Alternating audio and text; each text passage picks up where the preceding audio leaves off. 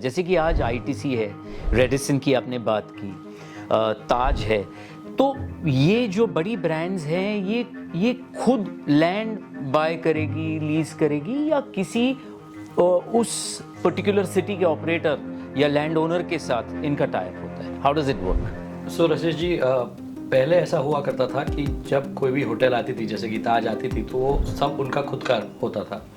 Having said that, I would still place all my bets on India more. Okay. Yeah. Okay. That's very, very positive, and that's very optimistic to hear from a hotelier like you, who also is running a business in a successful country like USA. What are the operational challenges that goes into running a successful hotel?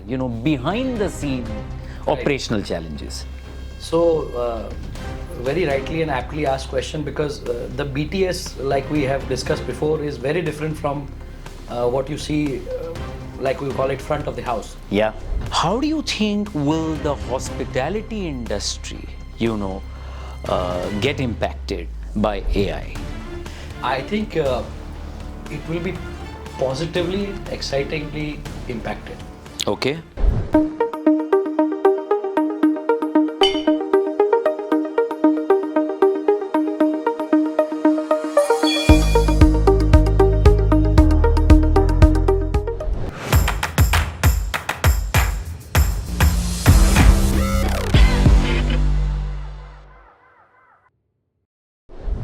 Munjal Thakkar, Cognitive Cocktail, welcomes you for a stimulating conversation on the business of hotels and hospitality. Thank you, Mr. Rasesh Shah. It's a pleasure to be here. And as always, I've enjoyed your company and your podcasts. And I hope we share something interesting for our viewers today. Absolutely. We've always been doing that. So let us dive deep into this very interesting business of hotels and hospitality. Munjal, in the last decade, there has been an explosion of hotels in India. What do you think is the reason and why? So, very true. You've pointed out this very correctly. The last decade has been very stimulating for the hotel industry. And in fact, India has seen an unbelievable growth of hotels in all sectors and segments all around. Mainly, there are many interconnecting factors, and one of them is definitely the economic growth that India has seen in the last decade. Sans COVID, even if we take into consideration. And even the policies of the government, like Incredible India campaign, has led to a great boost of people from outside India to direct India as a tourism destination. And I must commend Mr. Narendra Modi, our Honorable Prime Minister's efforts to push Incredible India, which has put India on a global map. Right.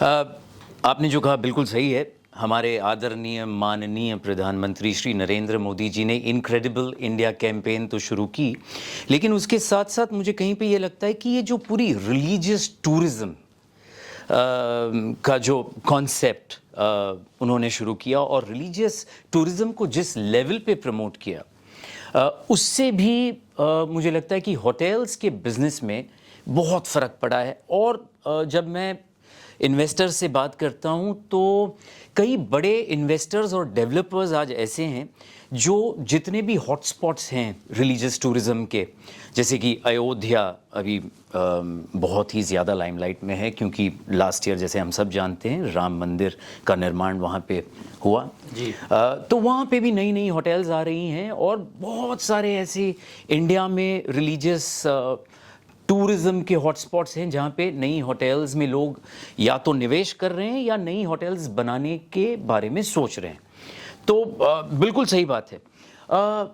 Munjal, आप हमें ये बताइए कि क्योंकि hotel की explosion हुई है, तो इंडिया में कौन सी कैटेगरी की होटल अच्छा परफॉर्म करेगी in the next decade?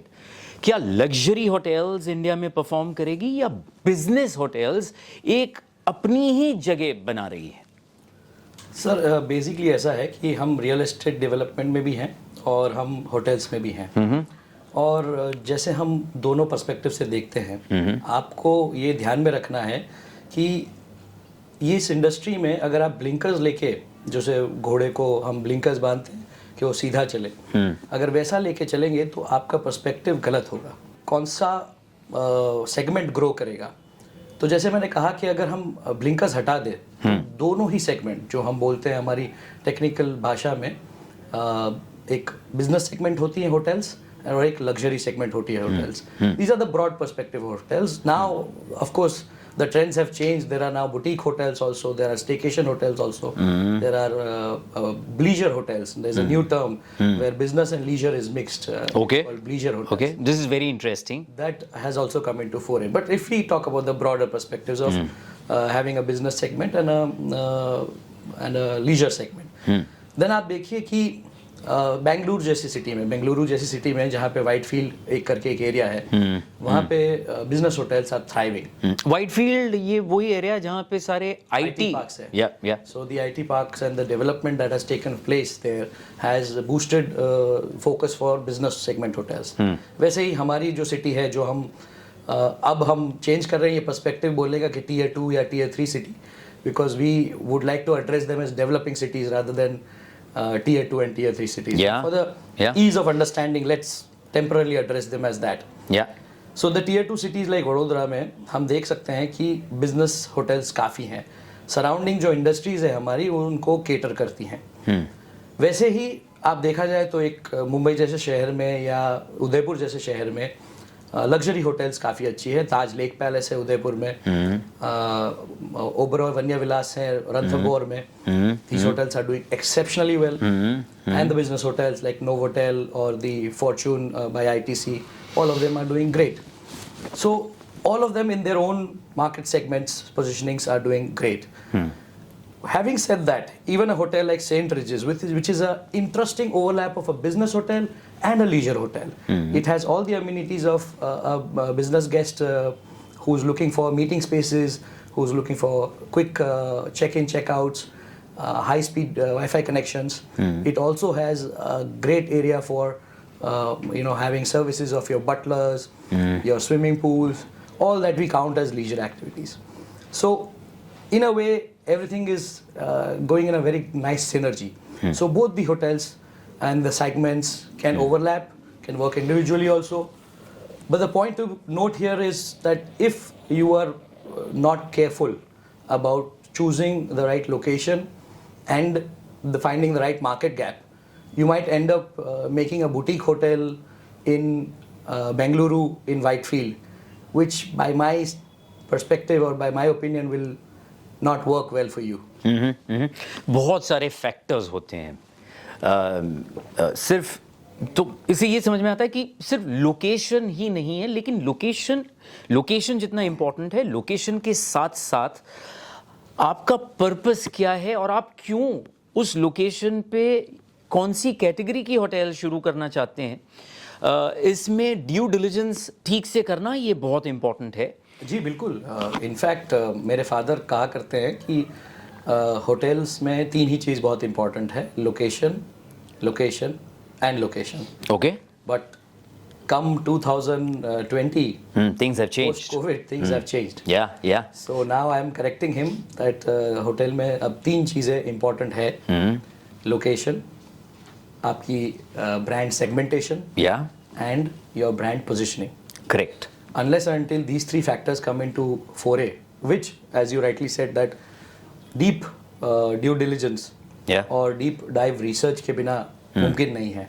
See, Rashesh ji, hotels generally हम जब बाहर से देखते हैं या हम खुद एज अ गेस्ट एक्सपीरियंस करते हैं तो हमें बहुत ही अच्छा फीलिंग आता है कि क्या शानदार चीज़ बनाई है, पर उसकी जो नींव है उसके नीचे काफ़ी होटेलियर्स गड़े हैं और वो उसी वजह से अनफॉर्चुनेटली गड़ गए हैं क्योंकि उन्होंने ये तीन चीज़ों का ध्यान नहीं रखा था।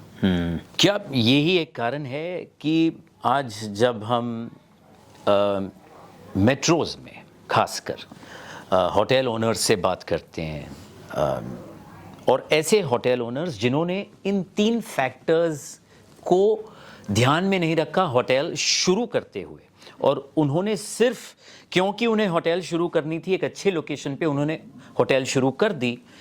दे are facing huge problems because उनका इनिशियल पर्पस और क्लैरिटी था ही नहीं. तो आपने जो कहा वो बिल्कुल ठीक है कि बहुत सारी चीज़ें होती हैं. तो मुंजल, आप हमें ये बताइए कि आज एक जो अस्पायरिंग होटेलियर है, उस अस्पायरिंग होटेलियर को आप क्या कहना चाहेंगे जो मेट्रो में होटल शुरू करना चाहता है, विज़-वी आपने जो डेवलपिंग सिटीज़ की बात की, टियर 2 टियर 3 सिटीज़, मेट्रो में जब कोई होटल शुरू करना चाहता है तो the biggest challenge is real estate. Absolutely. And for an investor or for a first time hotelier who doesn't belong to real estate, उसके लिए तो चैलेंज बहुत बड़ी है. आप रियल एस्टेट फ्रेटर्निटी को बिलोंग करते हैं, तो आपके लिए अगर होटल शुरू करनी है तो your understanding and your perspective is very different because you look at things very differently, right? Right from the buying of the land और leasing of the land. But for someone who's entering into this business for the first time, and if he has to start a hotel in metro vis-a-vis a developing city in India, what would you advise? Because metro has its own challenges. You know, expensive real estate, the operational costs also are very, very high. So for a first time hotelier, you know, these things become so challenging, and that is why you have so many hotels today in NCLT. And you know, there are buyers who are wanting to buy those hotels at a throwaway price. But आप क्या कहना चाहेंगे? So एक hotel तो मैंने ही खरीदी है through an auction. So you are absolutely right. पर हम इस बात को दो विषय में पहले बांटते हैं. आपने मुझे पूछा कि डेवलपिंग सिटीज और मेट्रो में अलग अलग चैलेंजेस होते हैं. मैं इस बात से थोड़ा अलग जाना चाहूँगा. चैलेंजेस ऑलमोस्ट सेम है. क्यों? क्योंकि आप एक अमाउंट को देख के बात कर रहे हैं कि मेट्रो सिटीज में सपोज एक लैंड है which is available at 100 crores, and because of that the cost of the hotel is coming at 250 crores. So that is a large amount. And now that amount sound is scaring you.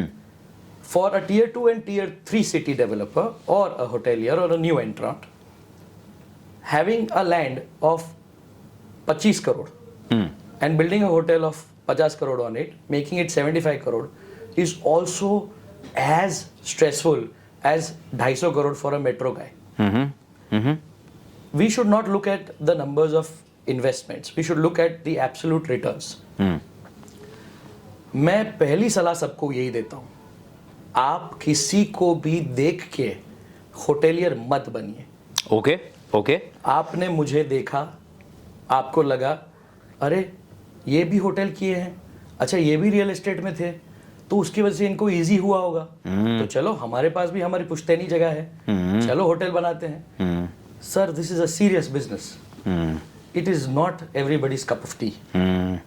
You have to be extremely within the foray of this business, or you should have that much capability that you don't need to just delve into it without exercising all your other options. Correct. Metros mein, sir, like you rightly said that there are operational cost issues, there are real estate issues, there are manpower issues. So before we talk about mitigating those issues, if I were to talk about the challenges of a metro, real estate transactional issues are the main impediment.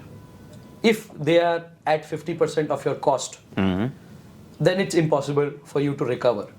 Because even a small child can understand that if you are investing 1 rupee in land, 1 rupee in a hotel, how can that 2 rupees get the return from a 1 rupee investment?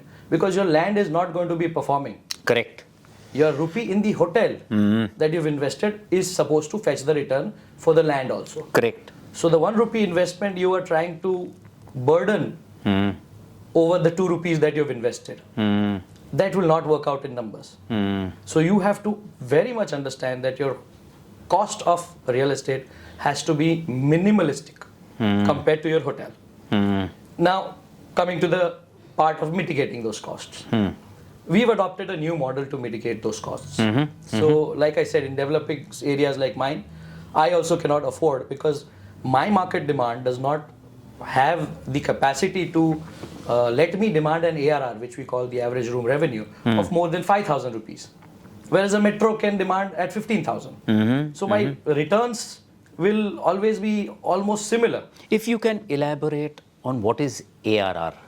So we call it the average room revenue. Okay. Once a room is sold, it's sold for a day. Right. It's a perishable commodity. Right. Unsold for a day, it's gone. Day wasted. Yeah. Day wasted. Yeah. So we have to calculate that if I sell this room on one day at 6,000, another day at 4,000, one day it goes to waste. Out of those 3 days, what was my average room revenue that came upon? Okay. So that comes up to around 3,300 by this example. So please correct me if my mathematics is wrong. Yeah. So that becomes my average room revenue. Yeah. That helps me to decide to put numbers in perspective rather than take the whole sheet. With the average room revenue, I can, have a good projection of my future revenues in incoming months. That number helps me to decide what the projections will be. Because if the average is going around this number, the mean is not going to deviate too much on the higher side or the lower side, unless there is some unforeseen circumstances in play, like COVID or flood or any other natural calamity or unforeseen disaster. So that is what ARR is. Coming back to the metro city factor. So if you are not very consumed by understanding the numbers, where your land cost is not taken into consideration, you will falter. What we have done is that now we enter into lease models in which the land is leased. See, most of the people who enter into hotel industries don't realize that this is a business to earn money. It is not a business to entertain your guests, your personal guests, into saying that चलो भाई हमारी hotel में आ जाओ खाना खाने, चलो हम party करते हैं होटल में. It becomes a destination for them in their subconscious, and the business part takes a backseat. Yeah. So we, after 10 years of experience, we've consciously made a decision never to sway into that seductive embrace of a hospitality industry. Yeah. So when you are looking at those numbers, if your land cost is just on a lease basis, your bottom lines will shoot up. If your bottom lines shoot up, you have a better ability to become leverage heavy and still make your costs and your profits. If your land cost is very high, your leverage has to become high, because capital infusion is one of the worst things in hotel industry. It's a very capital intensive business. So if your leveraging is high, in these markets where you are not paying less than 10 or 11% interest, you will not be able to make more than single digit numbers. Okay. In terms of percentage. When you do single digit numbers, it's not worthwhile. Rather park your money into the markets, into an ETF, you'll be much more happy. You can get 12 to 15%. As a real estate person, I'm promoting this, because if you're coming into a safe investment, go for markets like these. If you're coming in for investments where you want larger returns, come to real estate. Risk is also very low. But there is a time factor also in real estate. Absolutely. Yeah. That is there in even hotels for that matter, because the construction costs, construction timelines, are quite high now. Yeah.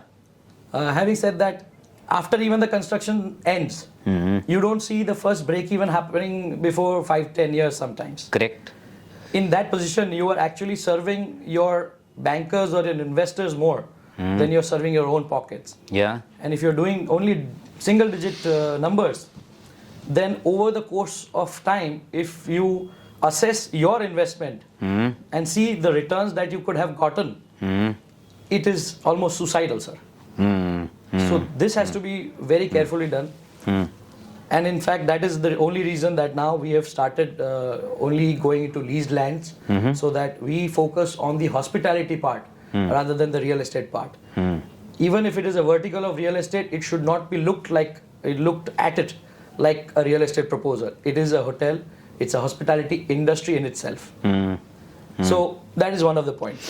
So आपने बहुत interesting बात बताई. There is an insight that you gave to all people who are aspiring, to either invest in hospitality industry or who want to be hoteliers. Hotel बनाना ये सिर्फ एक status symbol की बात नहीं है. बिल्कुल नहीं. होटल का बिजनेस बाहर से बहुत ग्लैमरस लगता है, but behind the Glitz and the glamour of running a hotel there is hard work. Absolute hard work. There are certain calculations that you have to understand as a hotelier. और अगर आप सिर्फ optics के लिए hotel बना रहे हैं तो you are bound to fail. क्योंकि ये होटल का बिजनेस एक ऐसा बिजनेस है जिसमें बहुत सारे कंसिडरेशंस आते हैं. हमने अभी गवर्नमेंट पॉलिसीज़ की तो बात नहीं की कि रेगुलेटरी चैलेंजेस क्या होती है. जैसे कि आप 5 होटल्स चलाते हैं मुंजल, आप हमें ये बताइए कि एक होटल शुरू करने से पहले कितने अप्रूवल्स लेने पड़ते हैं. होटल एक बार फंक्शनल हो जाए उसके बाद आपको जो रेगुलर चेक्स होता है गवर्नमेंट अथॉरिटीज से, उसमें भी कितने अप्रूवल्स और कितने चेक्स लगते हैं. रशेश जी, बहुत ही मतलब आपने दुखती नब्ज पे हाथ रख दिया. होटल एक ऐसी इंडस्ट्री है जिसमें आई थिंक मोस्ट फैक्ट्रीज से ज़्यादा लाइसेंसेस लगते हैं. ओके. होटल ओपनिंग होते होते of course it varies from state to state. हमारे गुजरात में करीबन by my last hotel opened experience around 48 licences हमें लगे थे. Oh my God. उसके ऊपर रेगुलरली तो अबाउट 7 to 8 लाइसेंसेस का रिन्यूअल इन प्रोसेस रहता ही है. सी thanks to the government's new policies and all, licensing has not become a big of an issue. But if you don't understand what standards you are aiming at, and then you apply for licenses, then you've had it. Yeah. So your brand positioning, your collaborations, they have to be optimal. And I always tell most of my peer groups who come to me for such kind of advices that, listen, it is always better to have a partner in life. Yes. Then why not to have a partner in business? Right. मुझे सब आता है, इससे अच्छा तो है कि हमें सब आता है. वो होना चाहिए. Very well said. Why not to collaborate with a known brand? Yeah. Why not to collaborate with someone who knows the business? Yeah. And then once you've had the leaps and bounds in those businesses and you've understood the whole concept of how to drive this business, you can come up with your own venture. There is no harm in it. Yeah. But to having said that, many people enter into that kind of self-confidence which is very wrongly placed. That I can open a hotel and make it as a brand. Sir, it is not easy. Just because आप एक business में successful हुए हैं, इसका मतलब ये नहीं कि आप होटल के बिजनेस में भी सक्सेसफुल होंगे. बिल्कुल नहीं सर, बिल्कुल नहीं. आपको कहीं पे ऐसा लगता है कि this regulatory cholesterol which is there, this 48 approvals that you spoke about, ये कहीं पे सेंट्रलाइज होना चाहिए. आज हर स्टेट की अलग अलग रिक्वायरमेंट्स हैं, उनके अलग अलग अप्रूवल्स हैं. तो क्या आप, क्योंकि you are playing such a big role in this hospitality industry, आप गवर्नमेंट के पास जाते हैं या आपकी कोई बॉडी है जो गवर्नमेंट के पास जाके ये रिक्वेस्ट करती हैं कि इसको पूरा सेंट्रलाइज किया जाए, जैसे कि स्टॉक मार्केट में सेबी है. SEBI decides irrespective of the states and the brokers or the brokers community, they have to follow, the investors have to follow what SEBI decides. तो आपको कहीं पे ऐसा नहीं लगता कि हॉस्पिटैलिटी इंडस्ट्री में भी ये आना चाहिए या ये होना चाहिए? नहीं, एब्सोल्युटली सर. इनफैक्ट उसका मैं आपको एक अलग पहलू समझाता हूँ. There's a brand called Radisson. Most of people are aware of it. Very well-known brand. Yeah. That brand, when it had come to India, it followed the NBC standards. the new building code standards. Okay. New building code standards don't apply to Gujarat. Now, when we go for our approvals, we follow our guidelines of the particular state. So when we build that hotel, before we approach a brand, our plans are ready, our approvals are in place, and we approach the hotel brands with our options. And we see that few hotels like Radisson, they have to deny us even if they want to partner with us, just because they do not conform with the same norms that NBC has and the ones we follow. If there were to be a single window clearance or same bylaws, there would not be a loss of opportunity for us. If we were to conform to the NBC standards, there would be a different cost that would have come to play, but it would have been taken into consideration beforehand. So, if all the norms are followed with consortium of advices from all the states, we are happy. But it should not be that in NCR there's an issue of going to 30-meter height and going for a green building council or an environmental clearance, and that same applies to us even with a 12-floor building. It should not be contradictory. Correct. Majorly when we ask for such kind of single window clearances for the government, it becomes more hassle than straightforward. So we insist that take the local arrangements, the local bylaws into consideration while forming a unified code, rather than taking a few city problems or a few area problems and making it the problem of the whole country and looking at from bifocal lenses. बहुत interesting बात बता रहे हैं, लेकिन इससे मुझे एक question ध्यान में आता है, जो इनफैक्ट कई लोगों को ये क्वेश्चन होगा कि जो ब्रांड होती है वो खुद होटल मैनेज करती है, होटल ऑपरेट करती है, लैंड भी क्या उनकी होती है या फ्रेंचाइजी मॉडल भी होता है? जैसे कि आज आईटीसी है, रेडिसन की आपने बात की, ताज है, तो ये जो बड़ी ब्रांड्स हैं ये खुद लैंड बाय करेगी, लीज करेगी, या किसी उस पर्टिकुलर सिटी के ऑपरेटर या लैंड ओनर के साथ इनका टाई अप होता है? How does it work? So Rasesh ji, पहले ऐसा हुआ करता था कि जब कोई भी होटल आती थी, जैसे कि ताज आती थी, तो वो सब उनका खुद का होता था. लैंड भी उनकी बॉट आउट होती थी, बिल्डिंग भी उनकी होती थी, and the hotel used to operate as a Taj property, for example, like the one we have in Colaba. That's completely a Taj property. As time went, even the hotel industry evolved. Now there are many different models. For example, like you said, there's a franchise model in which the hotel as a brand gives out its franchisee, in which it gives only the name and the brand standardizations. मतलब जो SOPs follow करनी होती है, जो training programs follow करने होते हैं under that brand have to be followed by that particular property. The owner, generally we call it OB, which is the owning board. The owning board may be any individual or any entity who's not from the industry or a part of the industry like myself, can come in, do its investment, take the brand's name and follow its SOP. Then there's a third model in which it's called the management franchise model, in which the brand comes in not only with its name but also with its expertise and its top tier manpower. For example, they deploy their general managers, which come from their internal whole structure. They also deploy sometimes UFC, which is called the unit finance controllers. And there's a synergy between the owning board and the hotel brand, where both work towards the property that they've developed. A certain royalty is demanded by the said brand, and the ownership onus is completely on the owning board. So there are these kind of major models that are followed. Since you also own a hotel in the USA, right? Can you throw some light as to how the business of hotels happen, in countries like US? वहाँ पे भी क्या ये same model होता है? The business model remains the same, या वहाँ पे, there are different models that come into play? The business models per se remain the same. Okay. Only thing that comes into play are the finances. Basically, land over there is not a very expensive commodity in terms of the location if it is closer to a turnpike.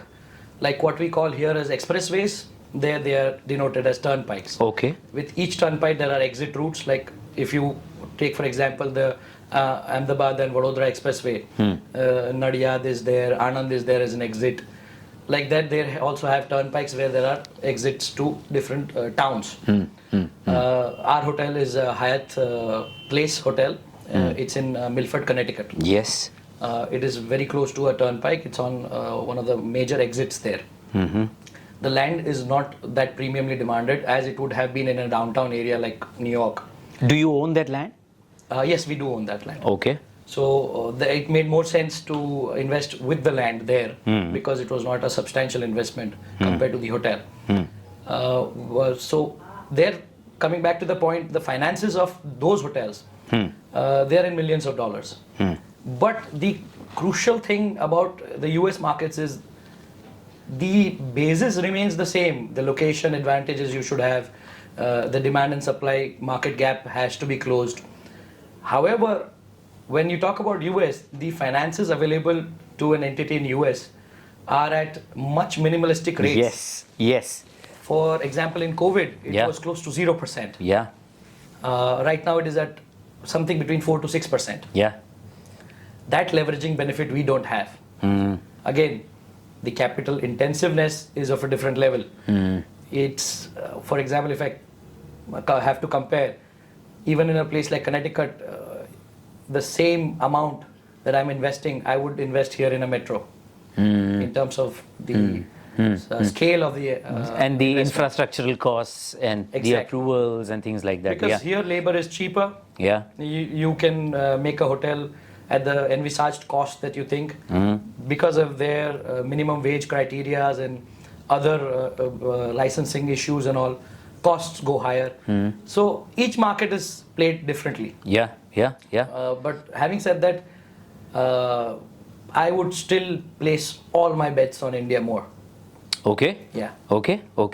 That's very, very positive, and that's very optimistic to hear from a hotelier like you, who also is running a business in a successful country like USA, where business and other things are not a problem. There are rules in place, there are no structural challenges, there are no regulatory challenges because everything happens by the rule book. Okay.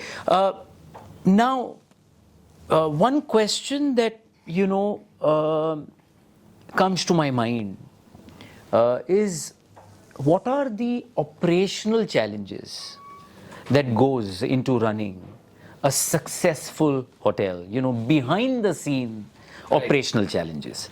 So, very rightly and aptly asked question, because the BTS, like we have discussed before, is very different from what you see, like we call it front of the house. Yeah. The BOTH, which is the back of the house, has a completely different scenario. It is not all great buffet lined up. It is not that great smell of the lobby that you say. Yeah. It's a very harsh, very, very strenuous environment in which you have to work. Because I'll give you an example, sir. Suppose you've had a fight at your house.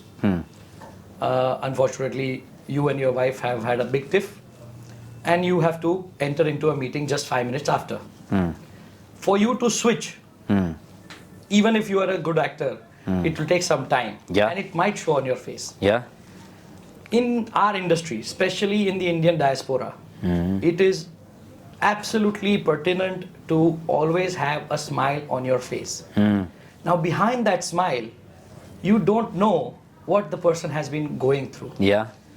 So the first challenge that I see most of us are facing is guest expectations. Yeah. In ITC, we generally follow a motto of having anticipation of needs of the guests.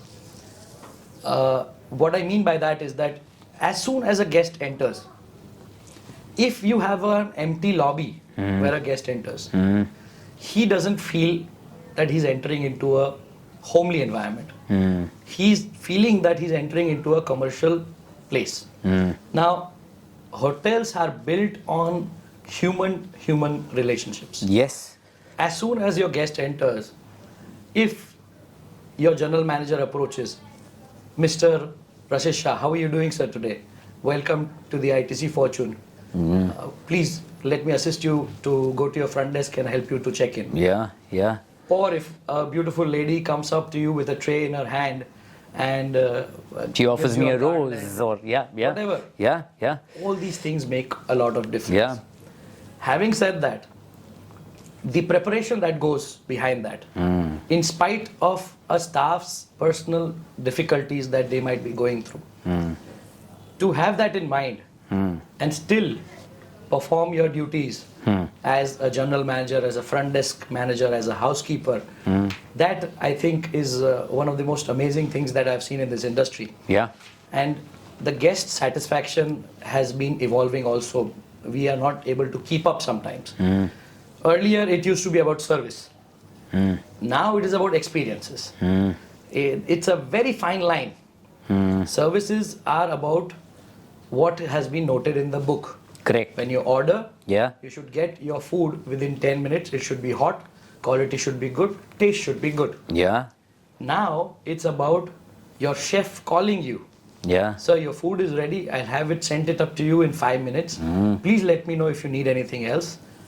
Once you're done with your dinner, before the room service guy picks it up, the chef comes to your room or to your table, asks for his feedback Yeah. on the food. Yeah. That is the experience that guest is looking Yeah. for. Yeah. Yeah. He feels differently.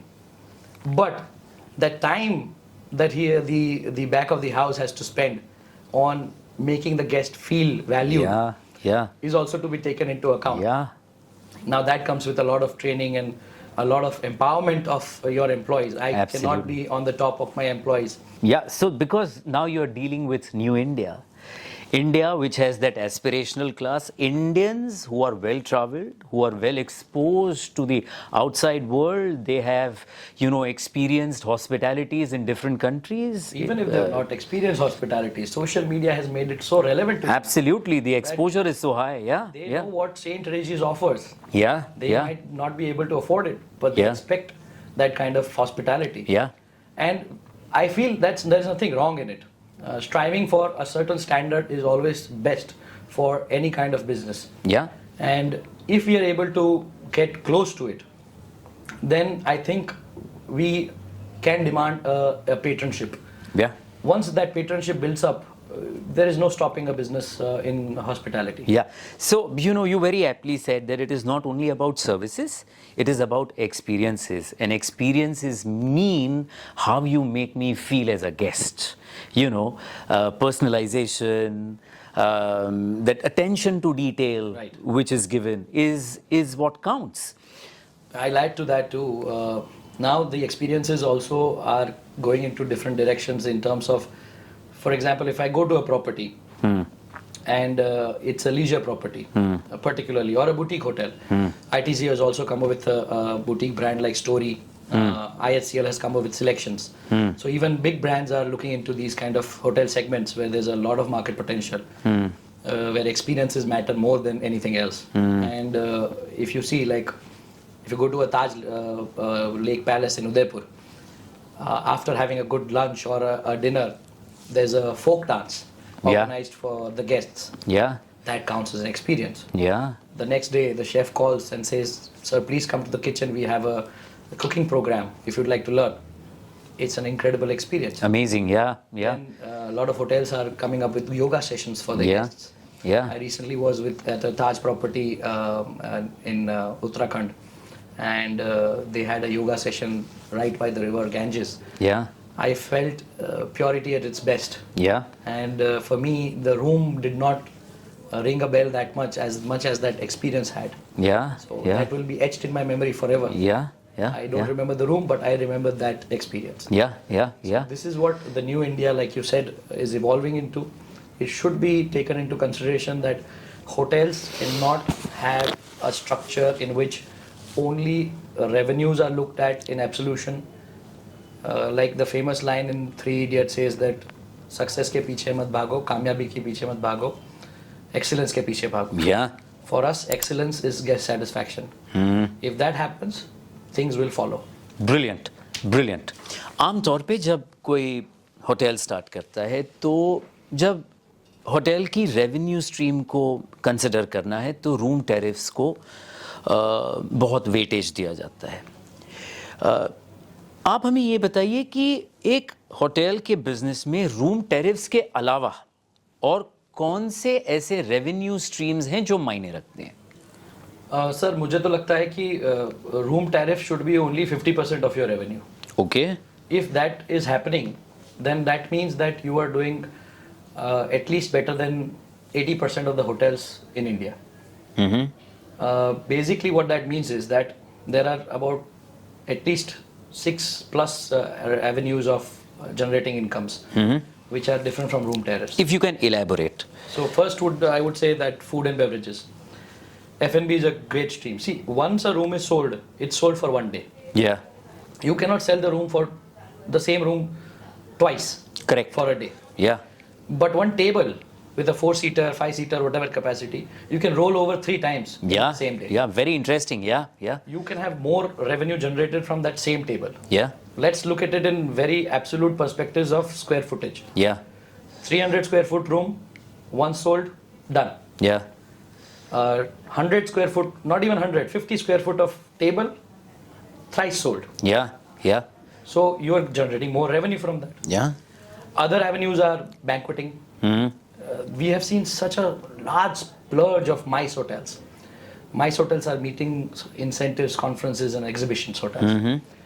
If you see most of the hotels in Mumbai, for example, including the St. Regis or the Taj, they have excellent meeting spaces. Yeah. They are great for business hotels. Some of them, like the Novotel in Hyderabad, they also have co-working spaces. So all these add to your revenue streams a lot. Indian wedding market is one of the most booming markets ever to be tapped in. Yeah, and biggest. It's a huge potential. Yeah. It's not even scratching the surface right now. Correct. If we can tap entirely into hotels, it would be fantastic. So it's running into billions of dollars right now. Yeah. And a lot of people are now holding their weddings and conferences and exhibitions in hotels. Also, earlier that used to be a party plot. Kind of a deal. Culture. Yeah. And also today, destination wedding has taken off big time. Absolutely. So that also, like Udaipur is a very great destination. Yeah. Recently, I was at a wedding in Varanasi. It is a superb destination now. Yeah. People are also enjoying Kerala because the backwaters, properties on backwaters can have a good beachfront, feel and vibe. Yeah. So many of those things are happening. So like I said, conferences are one of the avenues. Yeah. Interesting avenues are unused spaces. Unused spaces. Okay. Take for example ITC Maratha in Mumbai. I don't know if people have noticed, but when you enter the lobby, before you enter the lobby, on the right hand side of ITC Maratha, you have an ATM within the hotel. Okay. Nobody, I think, has observed this. Okay. But that's a lease rented premise from the hotel's end. Okay. So the bank is paying a lease rental to the hotel. Yeah. That particular space would have been wasted completely. It would have become a storage rack. Yeah. But the hotel thought of it in a different manner and tried to put in something in that space. Commercially exploited that space. Yeah. Yeah. Then there are many merchandise and retail outlets that can be opened into hotels. We always see in luxury hotels a lot of shops and unique offerings that they offer in retail sectors. Yeah. So your unused spaces can be given out there also. Yeah. Yeah. Then a lot of different types of and very unusually travel desks are also a great stream of revenue. Explain. So travel desk and laundry, they can actually become a real breadwinners at times. We have a hotel in Dahej. It's a special economic zone in Gujarat. It's near to Bharuch. And it is adjudged as the 50 best, one of the 50 best SEZs in India. There we have a ITC's Fortune Property, and we have an in-house laundry. Okay. Now, because there is a whole industrial belt of industries ranging from Welspun to Opal, having investments of more than 30,000 crore, and Torrent and many industries. Now they have a big issue of laundry. So we have tied up with 3-4 companies in which all their laundries come to us. Okay. Okay. Now that has nothing to do with my in-house guests. But since I'm operating a laundromat anyways, I have tried to increase my revenue through an outsourced plan of servicing my laundry. Okay. Okay. So daily we are doing about 2,000 pieces of clothing into laundry. Okay. So majority of our revenue stream is just from that laundry also. Okay. So like that, a travel desk. If you have your in-house travel desk, if you have your line of cars with you, their airport pickup and drops to their meeting places of the guests. All these can be taken through your own accord. Of course, with the advent of Uber and Ola, you can have a little bit of share in the market. But there's no harm in trying to push that stream. And sometimes the availability of, these cabs like Uber and Ola is also a challenge. For my guest, I think more than the availability, it's about the security. Yeah. I mean, my guest who's staying in my hotel has to have a sense of comfort and security at the same time. An unknown car and getting into it is always something which most of the people will desist from. Yeah. At least, if not the domestic travelers, at least the foreign travelers, international travelers would have some issues with that. Yeah. So there we are saved. Yeah. And they prefer that it's okay, $1,000 here and there. Doesn't matter. But it's best to have the hotel car with you. Yeah. Yeah. So that is an interesting way of going upstream in your revenues. Yeah. So there are these kind of ways where you can actually think out of the box and generate revenue. Yeah. Since we are talking about revenue streams and alternative revenue streams in the business of hospitality and hotels, does bar have a role to play when you talk about revenues? Because typically when you have a drink, say in a 5-star hotel, that drink costs a lot of money. So the first point I told you previously was about food and beverages. Yeah. So the second word is about beverages. Yeah. So definitely bars do play a major role. Not only bars, even just having a drink on the table, it does play a major role. But it also again depends on the city. For example, Gujarat is a dry state altogether. We do not depend on alcohol. And whatever revenue streams are there, they are devoid of any kind of consumption of alcoholic beverages. Still, hotels are doing great. Having said that, it always, adding some kind of different module to your business in terms of accentuating a product, like a simple, dish, a pasta along with wine, doesn't hurt. So, right. Having said that, you can have pasta by itself also. Yeah. And with a drink also. Yeah. Now that is a cultural difference. Yeah. Having said that, again coming to my point, Gujarat doesn't suffer that. So if you have that, great. You should leverage it and think about how to increase your revenues through bars. If you don't, find other avenues. Yeah. There's no harm. Yeah. So, I was reading Veer Sanghvi's article. Veer Sanghvi writes on hotels, food, and the overall, gastronomy experiences in India and abroad. So there was this interesting article that I was reading, and he's been a hotel critic, a food critic.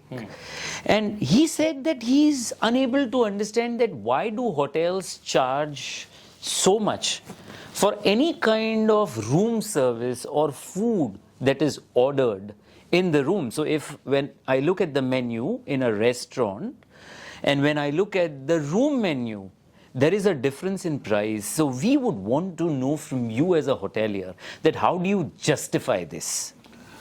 So each business, I think, has its own facets which can be looked down upon or looked, upwards to. But I don't think it's purely justified to look at it in absolute terms when you're talking about why the pricing is different. Yeah. See, like we discussed, there are challenges to an industry. Hospitality in India is looked very differently. If we go to a country in Europe and we look through their perspective of hospitality, they don't define hospitality as having room service at all. I haven't seen most of the European hotels I've stayed, they deny room service. But that's because of lack of manpower. Exactly. Yeah. So just because there is a lack of manpower there doesn't mean there's an abundance of manpower here. Abundance of manpower is not an issue unless it's unskilled. What I mean to say is that we have very less skilled manpower. That has to be employed and deployed in engaging for a service which can be taken by a guest by coming downstairs and having his food in the restaurant. You, for yourself or your convenience, require that kind of comfort wherein a special manpower has to be deployed. Please note, there's nothing wrong in it. Understand that he's not the same waiter in the restaurant who's going to be able to serve you because his duties are different. Okay. He has to look at those tables, manage those tables. Once in a while, if the same waiter comes in, it's just by chance. But generally, room service is a different department. They have to be on their toes for any order.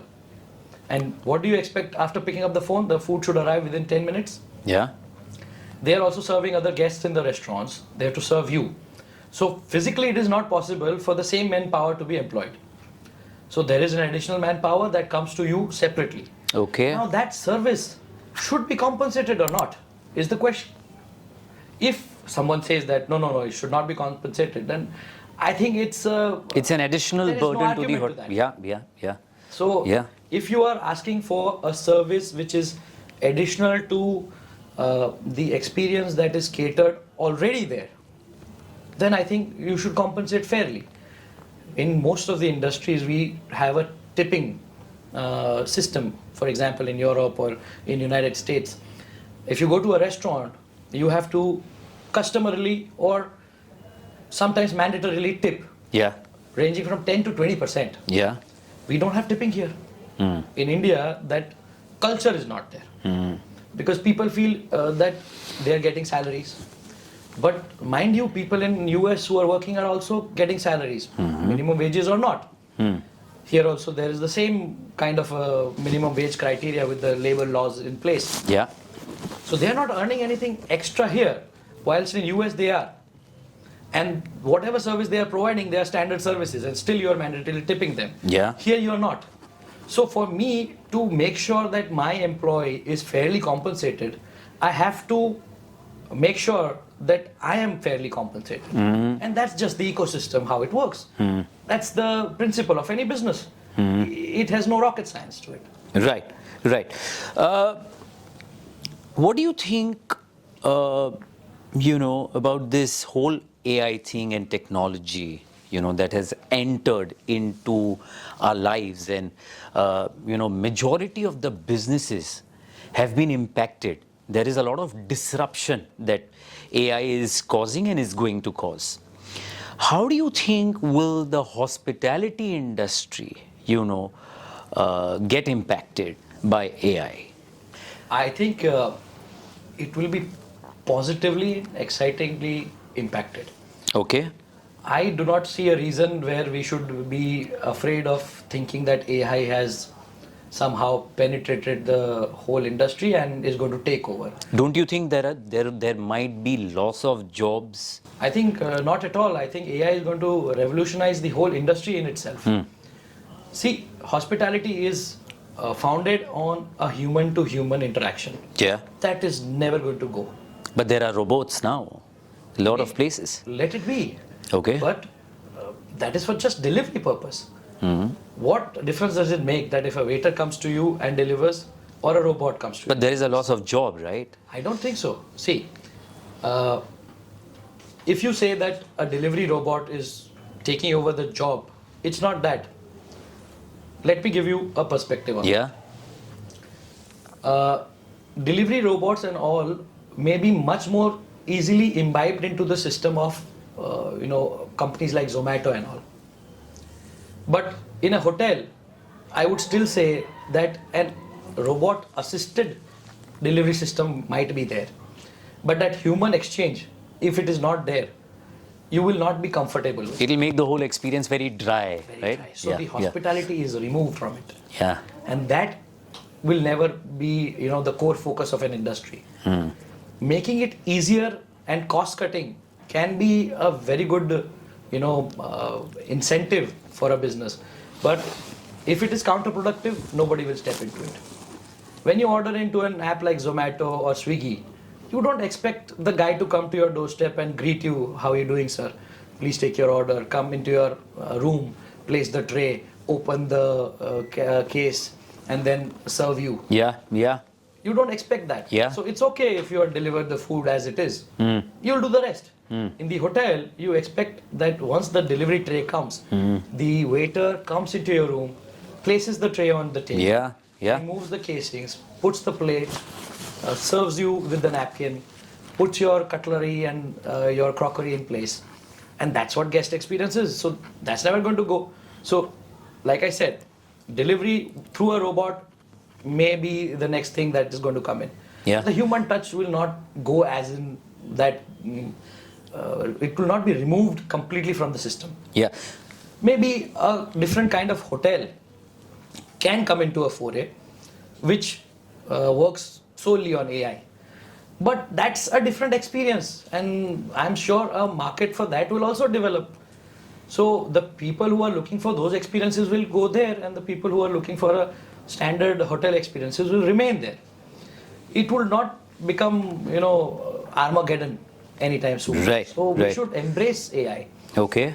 So what you're saying is that technology, AI, and all the advancement in technology that is happening will enable the hospitality industry. 100%. It will be a value addition to the guest experiences and the operational challenges that a hotel faces today as an industry. But it will not be a disruptor. I don't think so. Since you have this very deep, innate understanding of how hospitality, of how hotel, as a business runs, what advice would you give an entrepreneur who's wanting, to build his own hotels and get into this industry of hospitality? Well, the first thing I would say is that please understand that it is a serious business. Okay? The glamour and the seduction are for the guests, not the businessman. Very well said. Yeah. So when you're sitting across the table, you have to have your numbers straight. It doesn't matter, according to me, if you are very much aware of the back of the house of operation, because the current models in which many brands are operating, like Marriott or the Taj or ITC, they will give you their know-how, they will give you their expertise. They will know how to run the hotel. You should be very aware of the numbers of the hotel. Filling the right market gap. A business hotel will work in a corporate environment. Don't place a boutique hotel in Hosur, in Right. Bengaluru. Right. And don't place a St. Regis in, a place like outskirts of Kerala. Yeah. It won't work. Yeah. So a market gap has to be identified. You can take your chances Yeah. in terms of now the capital required in a boutique hotel is not that much. If you take, for example, ITC Story in Goa, they have 2 properties. Yeah. In one of them, it's a 24 room property, if I'm not wrong. It's a superb property, and I'm sure it would not have that much investment. You can start with that also if you understand and identify the market gap. Goa used to be a backpackers destination. Now it has converted into a leisure market. Yeah. Boutique hotels will work there. Postcard is one of the brands which are now, it's by Kapil Chopra, Mr. Kapil Chopra, and he's doing wonderful. And the hotels command a great premium. If you have a hotel next to him at 20,000 rupees a night, he'll charge 50,000 and it'll still be at a good occupancy. Okay. So there is a market gap. You Okay. have to identify it. Don't worry about and don't look at just the Taj or just the Marriott. ITC also has Story. ITC also has Fortune. ITC also has Welcome. They have Welcome Heritage. There are so many brand segmentations. Correct. You do not have to worry about just the capital required. Yeah. It's not about how much money you have in your pocket. It's how much risk you're willing to take and with what competence you're coming in. Majorly, I would ask them to be very leverage light. If you are leverage light, you won the game. If you are leverage heavy, you will be mostly slogging for your lenders. Correct. So find a model in which you become leverage light. If you require the land not to be purchased and it's available at a good location on leasehold basis for a longer period of time, go for it. Don't think about this land as your own. If you love the land, anyways, your children's children will enjoy it. Correct. You will not. As an entrepreneur, you want to be successful in your generation. Yeah. You don't want to leave everything to progeny. Correct. That's not for you. Yeah. So an entrepreneur has to look at it at simply that if I earn good returns, I want to multiply the portfolio of hotels. I don't want to look at how much land value I have. Okay, you might lose on the appreciation of the land, but that's not your motto. Yeah. Yeah. You have to look at your bottom line numbers. Correct. Increase your bottom lines, focus on that, and don't look at what you're going to pass on to your progeny. Yeah. Having said that, if you're able to, kudos to you. Fantastic. And one last thing which I would want to add, which you said in the beginning, that it is always prudent, to have partners in life. And like how we all have partners, it is wise to have a partner who has an experience in the hospitality industry or who is from the hospitality industry, and you do a joint venture that makes the whole process very easy and seamless. Absolutely. It should Right? be an ecosystem. Brilliant. Munjal Thakkar, आपसे बात करके ये बिल्कुल ठीक तरीके से समझ में आ गया कि होटल और हॉस्पिटैलिटी इंडस्ट्री सिर्फ नंबर्स की गेम नहीं है, सिर्फ लोकेशन की गेम नहीं है, बल्कि ये एक पैशन प्ले है. True. Thank you so much for this incredible, insightful discussion that we've had. You have thrown light on, such deep aspects of running a hotel and managing a hotel.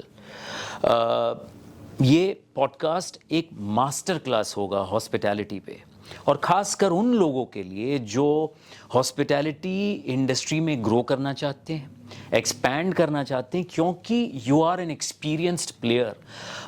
आप real estate fraternity को तो belong करते ही हैं, but you are a successful hotelier. You are not managing 1 hotels but 5 hotels.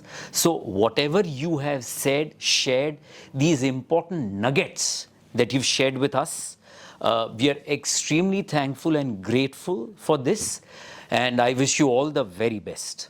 Thank you so much, Mr. Rasesh Shah, and it has been a pleasure to have this conversation with you. I also have learnt that so many things people might not have known about the industry, which were in my subconscious and have come out out of this conversation. And I'm hoping that the new generation of entrepreneurs looks at it as an inspiration to outperform the older generations.